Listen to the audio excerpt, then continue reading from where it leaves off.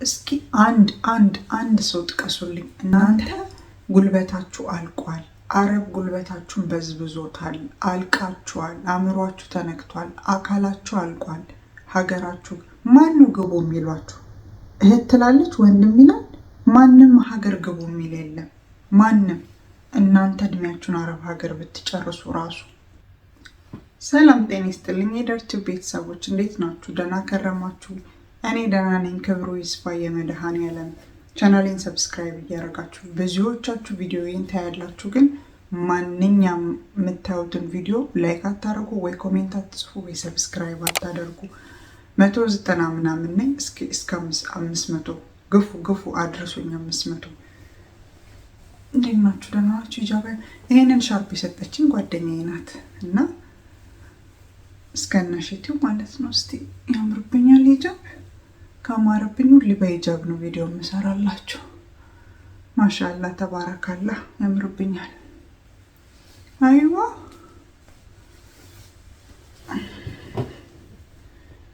እና ዛሬ የመጣሁት በአንድ ቪዲዮ ነው።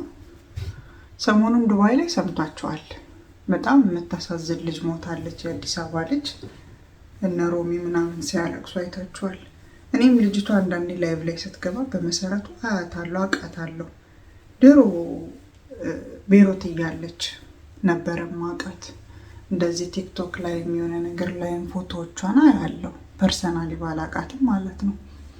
እና በጣም አሳዘነችኝ እግዚአብሔርን። እና ሰሞኑን ደግሞ ቲክቶክ ላይ ላይቭ ገብታ እያወራች ነበረ እንደዚህ ከጓደኞቿ ጋር ምናምን ታወራ ነበር። እና በጣም በተደጋጋሚ ቪዲዮዎቿ ይወጣሉ ከሞተች በኋላ ሰዎች ምናምን ያሳያሉ እየፖሰቱ ማለት ነው። ያምርብኛል። አይዋ ማሻላ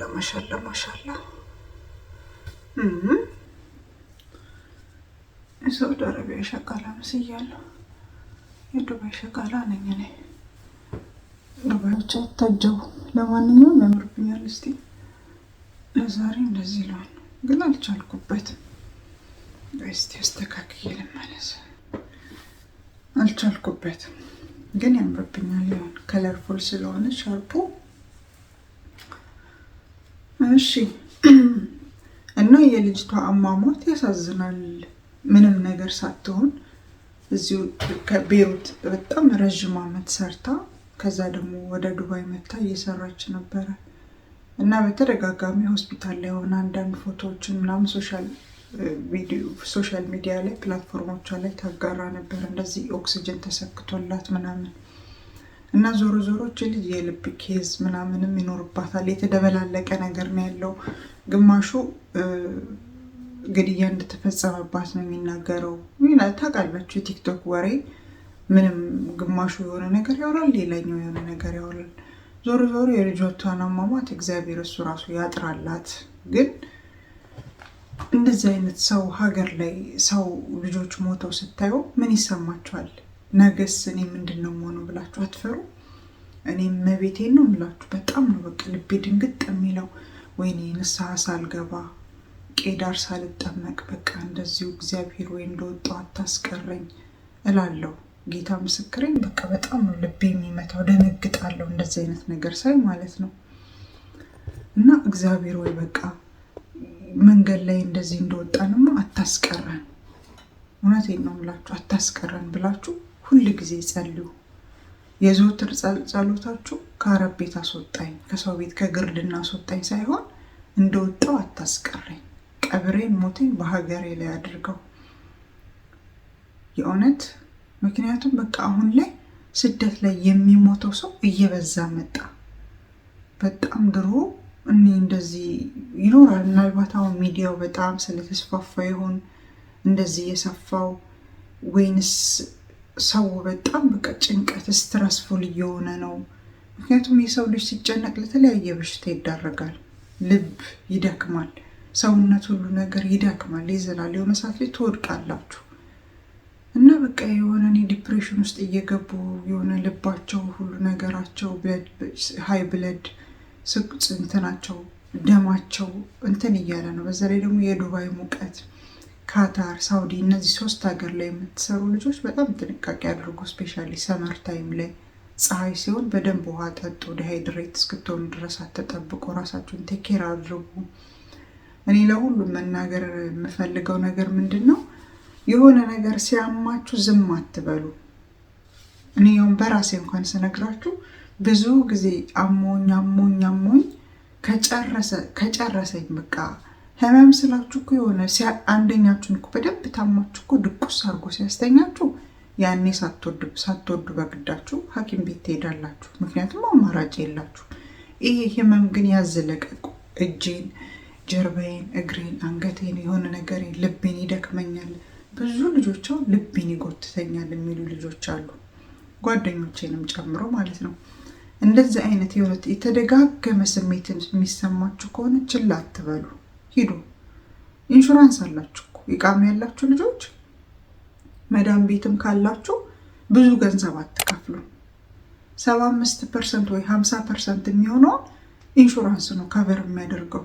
እነሱ አሰሪዎቻችሁ መዳሞቻችሁ የሚከፍሉት 50% ነው 50% እንጂ ሙሉ 100% የሚከፍሉት ክፍያ ስለሌለ ብዙ ይሄንን ያህል ኮስቲ አይደለም። ስለዚህ የሆነ ነገር ሲሰማችሁ ሐኪም ቤት ሂዱ፣ አትፍሩ ለመጠየቅ። እውነቴን ነው የምላችሁ። እኔ ሰው እመክራለሁ እንጂ በራሴ ይብሳል። ብዙ ነገር አሞኝ እተወዋለሁ፣ ወይ ደግሞ የሆነ አንዳንድ ፔንኪለር የሆነ ካልባሰብኝ በቀር ሐኪም ቤት አልሄድም። ሐኪም ቤት መሄድ ደግሞ እኛ አበሾች አንወድም። ፊሊፒኖች አይታችሁ ከሆነ የሆነ ነገር ሲያማቸው ሮጠው ሐኪም ቤት ይሄዳሉ። ጎበዞች ናቸው፣ አለርት ናቸው በቃ። እና እንደዚህ ብዙ ጊዜ የተጠራቀመ ህመም ነው አንዴ ላጣርጎ ዥው አድርጎ ይዟቸው የሚሄደው። ዝም አትበሉ። ሌላው ደግሞ አሁን እች ልጅ ሳውዲ በጣም ለረዥም ዓመት ሰርታ ከዛ ነው ደግሞ ወደ ዱባይ መታ ድጋሚ እህቶቿን፣ ወንድሞቿን፣ ቤተሰቦቿን፣ አጎት፣ አክስት ጡራ ለራሷ ምንም ነገር ሳትይዝ ህልሟን እቅዷን ባጭር የቀረችው ሀገር ገብታ ብዙ ነገር አላማ ነበራት። በሀገሯ ኖራ የማግባት የመውለድ ልጅም ያላት አይመስለኝም። እና ያን ሁሉ ህልሟን ነው ይዛ ወደ መቃብር የወረደችው። እንደዚህ አይነት ዜና ስትሰሙ ነግበኔ በሉ። ነግበኔ ማለት ቤተሰብ ኑ አይላችሁ፣ የሀገሬ ልጆች ቤተሰብ በቃ እናንተ አረብ ሀገር ተሰዳችሁ 6-5 ቤተሰብ ወንድ ሴት ታላቅ ታናሽ ቤት ውስጥ ቁጭ ብሎ ወፍራም ቀጭን አጭር ረዥም ቁጭ ብለው በየወሩ ጤፍ እንድታስፈጩ የሆነ መሬት ግቢ ውስጥ ባዶ መሬት ካለ ሰርቪስ እንድትሰሩላቸው ቤት አከራይተው የሆነ ነገር መጠቀም ይፈልጋሉ። አባታቸው የሆነ ጥያቄ ያለው፣ እናት በራሱ የሆነ ጥያቄ ያላት፣ ወንድም እህቶች የራሳቸው ጥያቄ ያላቸው። ባጃጅ የሚገዛው ባጃጅ ይገዛል፣ የሚማረው ይማራል ኮሌጅ። ዝም ብሎም የሚያውደለድል ያውደለድላል። አንቺ ብቻሽን ለ5-6 ቤተሰብ እንደዚህ እንደ ምሰሶ ቆመሽ እንደዚህ ሙሉን ቤቱን እንዲህ ምሰሶ እንዴት ነው ሙሉን ቤቱን እንደሚሸከመው ማለት ነው። አይታችሁ ከሆነ ጎጆ ቤት መሀል ላይ ትልቅ አንድ ምሰሶ አለ እንደዚህ እና ያ ምሰሶ ነው ሙሉን ቤቱን የሚሸከመው። ወይ ደግሞ ትላልቅ ዘመናዊ ቤቶች ላይ ኮለን የምንለው ማለት ነው እንደዚህ የሚደረደረው ኮለን፣ ያ ነው ቤቱን ቀጥ አድርጎ እንደዚህ አቆሞ የሚይዘው። እናንተም እንደ ኮለን ወይም እንደ ምሰሶ ናችሁ። የ5-6 ቤተሰብ ህልውና ይዛችሁ ነው አረብ ሀገር ላይ የምትቃጠሉት። የተወሰነ ጊዜ ስሩ። ሁላችንም እየረዳን ነው። አጎት አክስት የታመመ አሳክመናል። የሚታመመውን የሚማረውን አስተምረናል። ግን ሲበዛ ደግሞ አንዳንዴ የሆነ ነገር ከራሳችሁ በላይ ሲሆን በቃ ማለት መልመድ አለባችሁ። አሁን እኛ አረብ ሀገር ያለን ሴቶች ምንድነው ችግራችን? ጉልበታችን የሚያልቅ አይመስለንም፣ ምንታመም አይመስለንም፣ የሚሰለቸን አይመስለንም። እውነቴን ነው የምላችሁ። የሆነ ሰዓት ላይ ነው በቃ ልክ እንደዚህ የሆነ ከባድ እንቅልፍ ተኝታችሁ ታውቃላችሁ? ተኝታችሁ የሆነ ሰመመን ውስጥ ገብታችሁ ድንቀት የሆነ ኃይል መጥቶ ወይ ድምፅ ሊሆናል ወይ የሆነ ሰው መጥቶ ቅስቅስ ሲያደርግ ብንን እንደምትሉት ነገር ድንገት ነው የምትባነኑት። መጀመሪያ ላይ ምንም አይመስላችሁም። የመጀመሪያው 1 ዓመት ምንም አይመስላችሁም። 2 ዓመቱ ምንም አይመስላችሁም። 3ቱም ምንም፣ 4ቱም 5ቱም ምንም አይመስላችሁም። በቃ የሆነ ሰዓት ላይ ትነቃላችሁ። ቅድም እንጠቀስኳችላችሁ ከእንቅልፉ ብንን እንደሚል ሰው ነው የምትባንኑት። እኔ አሁን ነው የነቃሁት። ድሮ ምንም አይመስለኝም። በቃ እሰራለሁ፣ ገንዘብ ሴቭ አደርጋለሁ፣ የሚሰጠውን እሰጣለሁ፣ ለራሴ የማስቀምጠውን አስቀምጣለሁ፣ ለብሳለሁ፣ በላለሁ፣ ጠጣለሁ። በቃ ዛትስ ኦል። ሌላ ይሄን ስላችሁ እቅድ የለኝም አለ ማቀዳለሁ። እንደ ሰው ልጅ እኮ ይሄን አርጌ እላለሁ፣ ግን በጣም ጥንቁቅ አልነበርኩ። ገንዘብ አያሳዝነኝም ነበረ። ያ እንደዚህ ሆነ እንትና እኮ እንትን ሆና ሲሉኝ 10 ሺህ ስጧት፣ እንደዚህ እኮ እንትና ልደግስ ወይ ኧረ ማዋጣትማ 5 ሺህ 30 ሺህ 40 ሺህ በቃ ለጥ። ከዛስ ምን አለኝ እኔ ነገ ምን ሆናለሁ? ጭንቅላቴ ውስጥ ብልጭም አይልልኝም። አሁን ግን በቃ ይደክማችኋል። የሆነ ሰዓት ላይ ጉልበታችሁ ላይ ደክም እኮ ይችላል። ኦፍኮርስ ጉልበታችሁ እናንተ ዲናሞ አይደላችሁ፣ ወይ ደግሞ በጋዝ አትሰሩ፣ ወይ በፔትሮል አትሰሩ። የሰው ልጆች ናችሁ፣ በደም ነው የምትሰሩት። የሆነ ሰዓት ላይ ይደክማችኋል። ሴት ስትሆኑ ከ30 በላይ ስትሆኑ ውስጣችሁ ያለው ፕሮቲን እየቀነሰ ነው የሚመጣው። ጉልበታችሁ ያልቃል፣ አጥንታችሁ መገጣጠሚያችሁ ይደክማችኋል። የዛ ሰዓት ላይ አእምሯችሁ አብሮ መዛል ይጀምራል። ያ ሆኖ ከምትነቁ በጊዜ መንቃት አለባችሁ። እኛ ችግራችን ከረፈደ ነው የምንነቃው። 11ኛው ሰዓት ላይ ነው የምንነቃው። በጊዜ ንቁ። በጊዜ ብንን በሉ። ሰመመን ውስጥ አትቆዩ። በጊዜ ነቅታችሁ የሚሰጠውን ስጡ፣ የምታስቀምጡትን አስቀምጡ። ቤተሰብ መቼም ነው አይላችሁ፣ የገዛ እናታችሁ ነው አትላችሁ።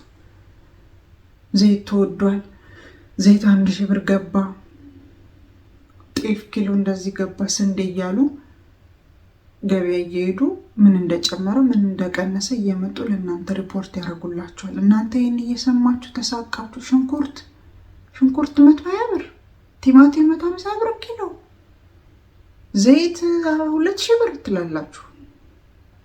አዎ ኢንሻአላ ለምን ሚሊዮን ብር አይገባም 1 ሊትር ዘይት? ኢንሻአላ ለምን ፒትሬ ላይ አይገባም? ምን ያገባችሁ እናንተ የምትበሉት 1 እንጀራ ወይ ግማሽ እንጀራ እንጂ 5 እንጀራ ነው እንዴ ባንዴ የምትበሉት? 5 ነው 5 እንጀራ የሚበላል አረብ ሀገር ቁጭ ብሎ። እኛ እንደውም እኮ የምንበላው እችን የምታክል ክብዝ ማለት ነው። ግማሽ ቂጣ ወይ በኑቴላ ወይ በለበን ቀብተን በልተን ኒስካፌ በላዩ ላይ ላፍ አድርገንበት ቀኑ ሙሉ ነው እንደ ላሊበላ ስንጮህ ከአረቦች ጋር እታች ላይ ቱር ልብስ ስናሰጣ ስንተኩስ የሆነ ነገር ስናወርድ ስናስገባ የምንውለው እችን የምታክል ክብዝ በልተን ማለት ነው። አሉላችሁ እነሱ አሉት። ጠዋት ፍርፍራቸውን፣ ቂንጫቸውን፣ ገንፏቸውን ትሬያቸውን ሙልት አድርገው ማሻላ ቡናቸውን ቀጤማቸውን ጉዝጉዝ አድርገው ቡናቸውን ጥጥት ወተት ጾምም ካልሆነ ወተታቸውን ጥጥት ራሳቸውን ጥግን ለጋ በሆነ ቂቤ የሚበሉት ምግብ ወዛቸው ይዋቸው። እስቲ እናንተ ስትሄዱ እኮ ከዚህ አብረቀርቃችሁ ትሄዳላችሁ ምንም ስለማትበሉ። ወይ የሆነ ሰዓት ላይ ጾማችሁን ውላችሁ ይሄ ውልደቱም እድገቱም 24 ሰዓት የሆነ መርፌ እየተወጋ የሚያድግ በሽተኛ ዱጃጅ አለ ዶሮ፣ እሱን ትበላላችሁ ፈርምንቴትድ የሆነ። ከዛ እሱ ይገባል፣ እሱ እናንተን ይነፋችኋል። እሱ የሚተነፋ ነው፣ እናንተም ትነፋላችሁ አብራችሁ። ምክንያቱም ኬሚካል ነው የምንበላው። ይሄ ጉንጫችሁ ቆንጅዬ ነው፣ ሰውነታችሁ ማሻላ ቀያዮች ናችሁ፣ ታምራላችሁ። ውስጣችሁ ባዶ ኬሚካል፣ የመዳም ዲቶል፣ ክሎሬክስ፣ ፍላሽ በየቀኑ ሽንት ቤት የምታጥቡበት ውስጣችሁ ገብቶ ትንፋሹ ሳምባችሁ ተጎርቷል። ውሃ ትጠጡ፣ ኩላሊታችሁ ተጎርቷል። ፊታችሁ ሰውነታችሁ ያምራል። ምክንያቱም ፀሐይ አይነካችሁ፣ ቤት ውስጥ ታፍናችሁ በኤሲ ነው የምትተነፍሱት። ከዛስ ሀገር ቤት ያሉት የተጎሳቆሉ ይመስሉናል። ሀዋይቢ እነሱ ናቸው ጤነኞች።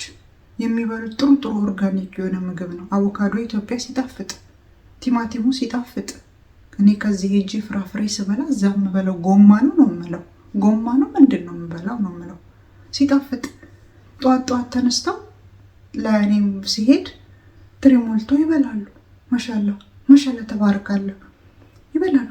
ፍርፍሩ፣ ቂንጫው፣ ገንፎ፣ ቡላው ምኑ።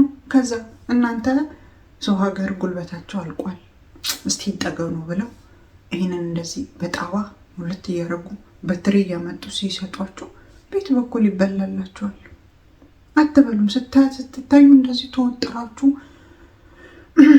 ከለራችሁ አራስ ነው የምትመስሉት። ምግብ ሲሰጣችሁ አትበሉም፣ አንጀታችሁ ተቋጥሯል።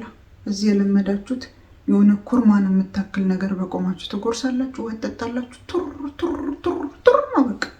ከዚህ በነሳት ላይ የተነፋ ዶሮ ትበላላችሁ፣ ትተኛላችሁ፣ ውሃ ትጠጣላችሁ። ስልካችሁ ነው። ሀገር ስትገቡ ሀገር ሰላም ነው ብሎ ምግብ ይሰጧቸዋል። እኔ ሲሄዳው በቃ ከነ ሲስተር ጋር እንደዚህ ትርዬ ሙሉም ኧረ እኔ እንዴት አድርጌ ነው የምበላው? ይሄን ቤት በኩል አንቺ እዛ ምግብ አትበይም እንደ አንበላም የምንበላችን እችን የምታክል ነገር የሆነ ሰዓት ላይ ከዛስ እነሱ እዛ ተጎሳቀሉ። እናቴ የጠቆረች አባቴ ከሳ ትላላችሁ። ቢጠቁሩ ቢከሱም ጤነኞች ናቸው። ቢጠቁሩ ቢከሱ ጤነኞች ናቸው። ቆዳቸው የተጎሳቆለ ይመስላችኋል እንጂ ውስጣቸው ምንም በሽታ የለባቸው። ሁለታችሁም ሄዳችሁ ቤተሰብና እናንተ ሄዳችሁ ብትመረመሩ እናንተ በሽተኞች ናችሁ። ሳምባችሁ የሆነ ነገር ሆኗል፣ ኩላሊታችሁ የሆነ ነገር ሆኗል፣ እግራችሁ ያብጣል። እውነቴን ነው የምላችሁ። ጤና የሚባል የላችሁ። ገሚሶቻችሁ ልጅ አትወልዱም። ገብታችሁ ልጅ እምቢ ይላችኋል። ለምን? ኬሚካል ውስጣችሁ ጎርቶታል። ይሄ በአፍንጫችሁ የሚገባው የማጽጃ ኬሚካል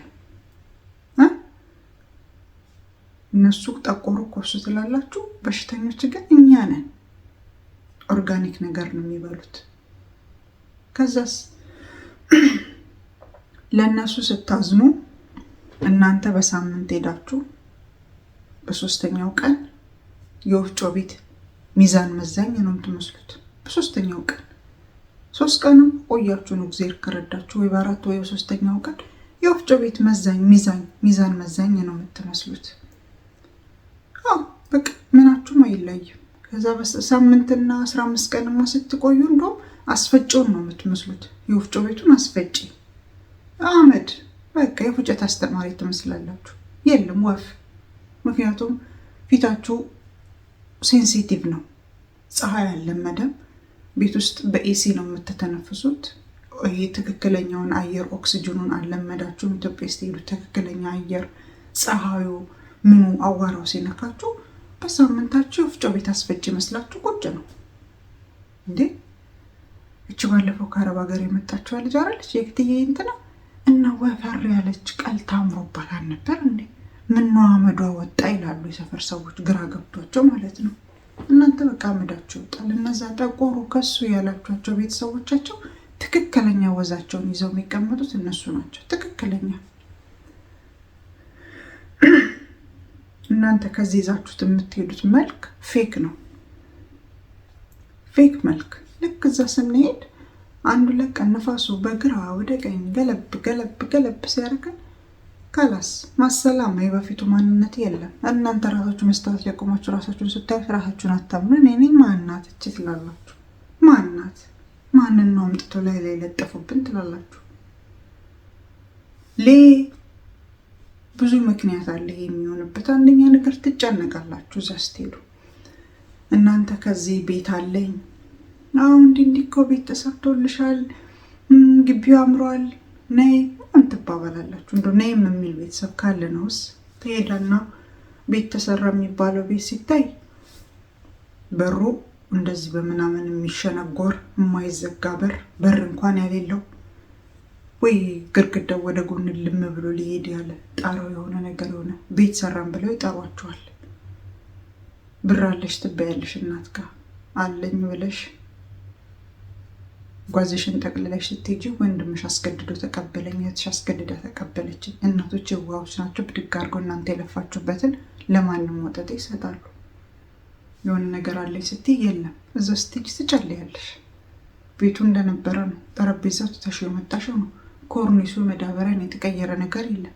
ከዛስ ብቻሽን ማውራት ትጀምሪያለሽ። አንቺ ራሳቸው አሳብደዋችሁ ገንዘባቸውን በልተው ባዶ አስቀርተዋችሁ ምን ይሏቸዋል? ድሮም አረብ ሀገር ሄዶ እኮ የመጣ ጤነኛ የለም፣ እብዶች ናቸው፣ አበደች፣ ብቻዋ ማውራት ጀመረች ይሏቸዋል። ያሳበዷችሁ እኮ ግን ራሳቸው ናቸው። ገባችሁ? አሁን ላይ ሆናችሁ ምንም ላይሰማችሁ ይችላል። ብር ታገኛላችሁ በወር 50 ሺህ ከፍ ሲልም እስከ 80 እስከ 100 ሺህም ታገኛላችሁ። እስከ 2000 ድርሃም የሚከፈላችሁ ሰዎች በዚህ ሰዓት ወደ 80 ሺህ ብር ተጠግቷል ባለው ምንዛሬ። ይሄ 80 ሺህ ብር ያታልላችኋል። 2 ዓመት ሰርቼ 3 ዓመት ሰርቼ ትላላችሁ። አሁን ባለፈው ከጓደኛዬ ጋር ሳወራ ምንድነው የነገረችኝ? አንዲት ልጅ እኮ ዛሬ ሳወራት አንቺ ሀገር ልትገቢ ነው አዎ ስላት፣ አይ እኔ እኮ ከዚህ በኋላ 6 ዓመት እቆያለሁ አለችኝ አለች። አስባችሁታል? አረብ ቤት ግርድና ለ6 ዓመት እቆያለሁ ብሎ ሰው እንዴት እቅድ ይዛል? ሰው የሰው ሽንት ቤት ለማጠብ ሌላ 6 ዓመት ቀጠሮ ይዛል? ሁላችንም እኮ 2 ዓመት እንቆያለን ብለን መታን ነው 5 6 7 እያለን ያስቆጠር ነው እንጂ እኮ 6 ዓመት ሰው ሀገር እንሰራለን ብሎ የመጣ የለም አለ። እኔ 6 ዓመት እቆያለሁ ብዬ አንድ ቀን ባንጀቴን በጥቂም ማስቢያ 2 ዓመቱ እየወጥቼ ነው 20 ኬት እንደባ 0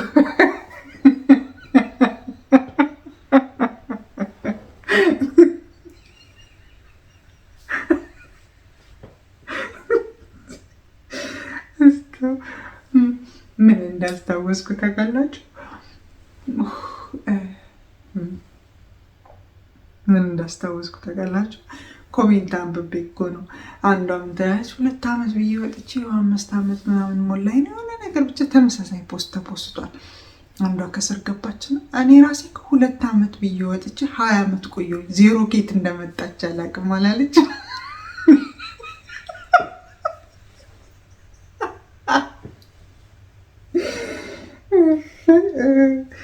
እና አሁን እኔ ራሴ 2 ዓመት ብለን 2 ዓመት ኮንትራቴን ጨርሼ ተመልሼ ይሄን አድርጌ ልጅም ያላችሁ ልጅ እስከዚህ ያድግልኛል መጥቼ ልጅን አሳድጋለሁ ትሉና ለ2 ዓመት ብላችሁ ተወጡና ከዛ ቀስ ብላችሁ 4 ዓመት ከዛ ቀስ ብላችሁ 4 ዓመት ቀስ ብላችሁ 6 ዓመት ቀስ ብላችሁ 7 ዓመት እያላችሁ 10 15 ዓመት 20 ዓመት ትቆያላችሁ እንጂ የሰው ልጅ 6 ዓመት ገረድ ሆናለሁ ብሎ እቅድ እንዴት ይዛል እንዴ?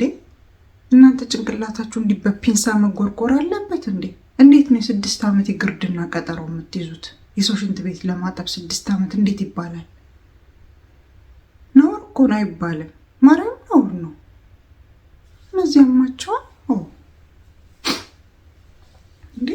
እንዴትም አድርጌች ይሄንን 2 ዓመቴን ኮንትራቴን ይዤ 1 ዓመቱን ቤተሰብ ብረዳበት 1 ዓመቱን ይዤ ገብቼ እሱን አብቃቅቼ ምን አረጋለሁ ብሎ ስለማሰብ እንጂ ሌላ 6 ዓመት። ለማንኛውም ይሄን ቪዲዮ እንዳይረዝም ሳሳጥርላችሁ ግቡ ሀገር፣ እመቤቴን ሀገር ግቡ። እኔ ሀገር አትግቡ፣ ሽንኩርት ተወዷል፣ በርበሬ ተወዷል። የኛ ሰፈር መብራት አልተሰራም ምናምን የለም፣ መብራት የለም። እዚህ መጥተሽ ተቸገሪያለሽ የሚልሽን አትስሚ። ያለሽን ይዘሽ ሀገር ግቢ። 500 ሺህ ብር የሚኖርሽ 1 ሚሊዮን የሚኖርሽ 7 የሚኖርሽ ኢንሻአላህ 200 ሺህ ብር የሚኖርሽ ግቢ። ጉሊት ስሪ፣ የተገኘው ነገር አድርጉ። ግቡ ሀገራችሁ፣ ውለዱ። የሆነ ሰዓት ላይ ብር ታገኙና ልጅ ልውለድ ስትሉ ልጅ አይመጣም። ከዚህ ሰዓት ላይ የዘላለም ሀዘን። ብር የሆነ ሰዓት ላይ ራሱ ሲፈልጋችሁ በሆነ መንገድ ከጠነከራችሁ ይመጣል። ልጅ ካጣችሁ እድሜያችሁ ካለፈ ሰውነታችሁ ከተጎዳ ግን ልጅ አታገኙ። ልጅ ፈልጋችሁ ስታጡ ደግሞ የሚደርስባችሁ የልብ ስብራት ሀዘን ደግሞ በምንም አይጠገንም። ልጅ በብርም በምንም አይተካም። የሚስተካከለው ነገር ምንም ነገር ስላሌለ ያችን ነገር ከማጣታችሁ በፊት አገራችሁ ግቡ። እኔ ይህንን ነው ማለትም ወደው እህታችንን ነፍሷን በገነት ያኖርልን። ስደት ላይ የሚሞቱ እህቶቻችንን እሱ እግዚአብሔር ይጠብቅልን። ምክንያቱም ለቤተሰብም በጣም ከባድ ነው ስደት። ልጄ ትመጣለች ብላ እናት እየጠበቀች አስክሬን ሲገባላት የሚሰማውን ስሜት ማንም ሰው ያውቀዋል። እና እግዚአብሔር ከክፉሉ ነገር ይጠብቀን። ዩቲዩብን ሰብስክራይብ አድርጉ፣ አበረታቱኝ። በሌላ ቪዲዮ እንገናኛለን። አመሰግናለሁ። ደህና ሁኑ።